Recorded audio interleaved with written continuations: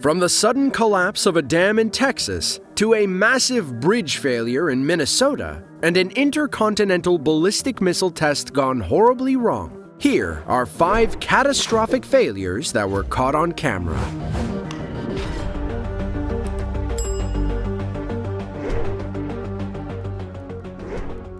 Lake Dunlap was once a reservoir on the Guadalupe River near the city of New Braunfels. One purpose of the reservoir was to provide hydroelectric power to the surrounding area, along with being a recreational spot for fishing and boating. But in 2019, this all came to a sudden end. On May 14th of that year, just about the last possible thing you could want to have happen to a reservoir happened, and it was all caught on CCTV camera. Around 8 in the morning, a spillway dam collapsed, immediately releasing the millions of gallons it was built to contain. After the dam failure, the Guadalupe Blanco River authorities worked with lakeshore residents to form an engineering and technical committee and a temporary water control improvement district. The engineers and the Texas Water Development Board quickly devised a solution to replace the spill gates at Dunlap and other remaining aging dams. A year later, the residents of Lake Dunlap passed 3 propositions to allow the creation of a formal water control district.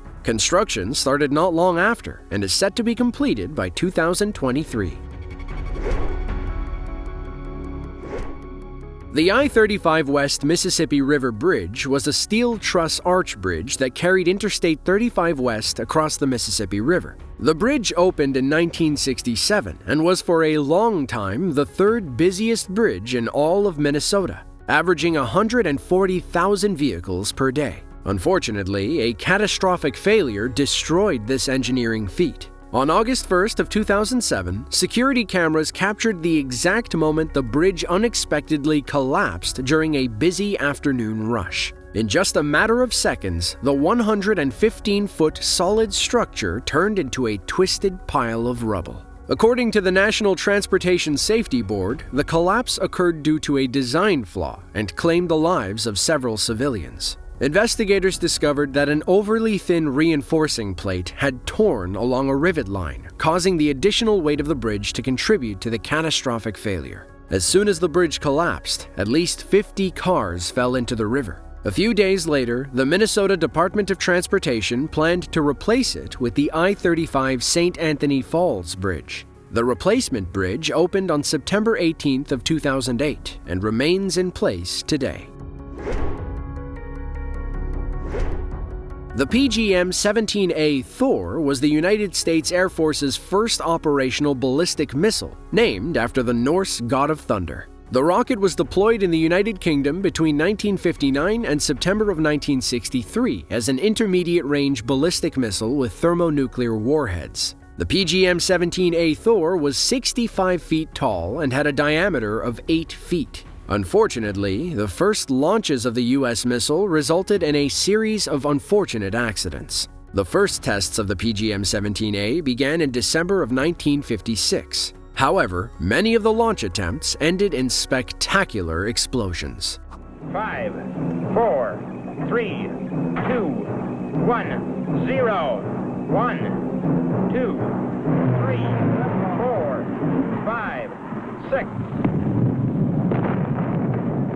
Test number 1 ended in failure. In September of 1957, NASA tried once more to launch Thor, but the outcome was hardly any different. During the remainder of 57, 5 more Thors were fired. The first of these was a failure in a spectacular way.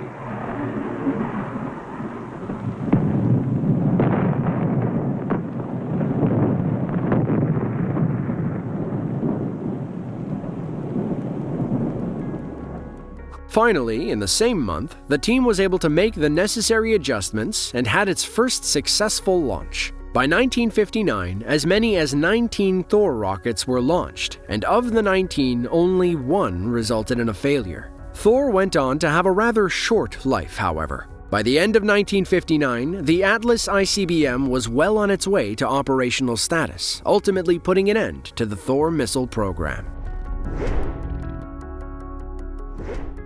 Back before air travel was as advanced as it is now, people experimented with all types of ideas. Some worked well, but only a few stuck. For a decent period of time, there was one odd way of travel that was actually much more popular than you might expect: blimps and zeppelins. Perhaps the most well-known zeppelin is the LZ-129 Hindenburg.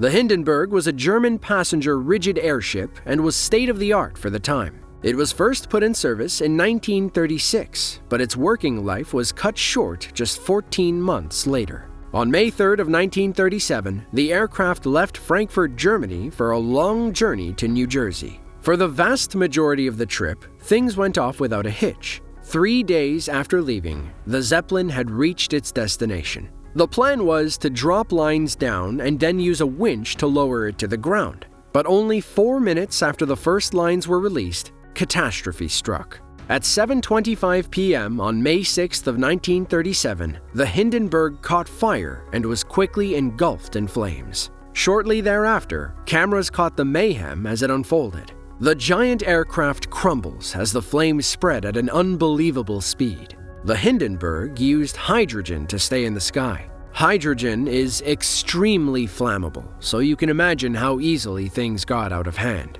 Even after the aircraft had come crashing down and the hydrogen all burnt, the diesel fuel kept burning for several more hours. The disaster quickly made headline news, and even to this day is something many of us have heard about. There are 4 main theories as to what went wrong: sabotage, static electricity, lightning, and engine failure. While there does seem to be good arguments on all fronts, the most likely and commonly agreed upon is static electricity. In total, 35 people perished in the disaster, with 62 others miraculously surviving. The Hindenburg catastrophe caused widespread distrust in this type of travel and is commonly credited as marking the abrupt end of the airship era. The Costa Concordia was a cruise ship built in 2006 by Fincantieri in Genoa, Italy. Interestingly, it is the first ship of the Concordia class. The name Concordia sought to promote the desire for continued harmony, unity, and peace among European nations until a tragic accident destroyed this dream of peace and harmony. On January 13th of 2012, the ship was on its last leg of a journey in the Mediterranean when the captain deviated off course to sail closer to the Isola del Giglio. Not long after, the ship struck a rock not far below the surface. A few minutes after impact, the crew notified the captain of a gash 230 feet long, which was irreparable and had already submerged the backup generators and engines. Unable to use the motors, the captain maneuvered via inertia and the positioning of her rudders. With all that water, the ship even began to list before finally beaching itself and completely tipping over. From here, the real rescue operation began. Due to the list, normal lifeboat operations were nearly impossible. Passengers scrambled to get topside and off the ship. Several people jumped overboard, and after some time, the first helicopters and boats arrived to rescue those on board. Sadly, 34 people ended up perishing in this tragedy. A post-accident investigation revealed that the procedures followed by the crew, but most importantly the actions of the captain, Francesco Schettino, who left the ship prematurely, led to the worsening of the accident. Shortly after that, Schettino was convicted of involuntary manslaughter and sentenced to 16 years. Surprisingly, Costa Cruises and its parent company, Carnival Corporation, faced no criminal charges and managed to escape unpunished. If you enjoyed this video and want to see another one just like it, then be sure to click the link on screen now. With that, thank you all for watching, and be sure to tune in next time.